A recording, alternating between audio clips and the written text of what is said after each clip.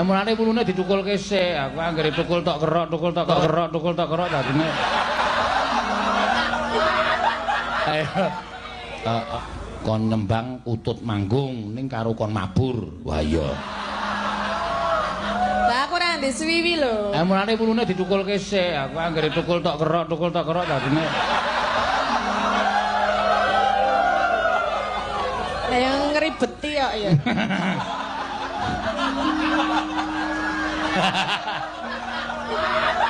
Ayo.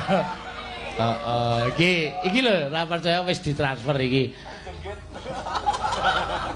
Minta kutut manggung nembang Mbak Tatin saking Ferry Mas Raden Ferry Suranto. Oh, kelingan aku. Biyen tahun Mbak Deneng Tangerang yang sering nanggap dari sekretaris negara, Seknek Sinden Tatin Pak Suwun. Ya, matur sembah nuwun. Kutut manggung dadine pleci piye engko? Ora apa-apa, sing penting ana sing nyuwun kok. Ning kutut manggunge penake engko gara-gara. Engko gara-gara siap kutut manggung belajar. Ya.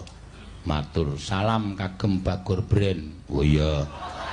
Oh, sing salame ora bae. Mas Trisna kuwi wartawan RCTI kuwi. Sesuk sapa ngerti kowe diangkat ning anu kae apa program jam 1 awan kae? Apa? Silet kae. Silet. Sinden antagonis ya. Monggo nggih.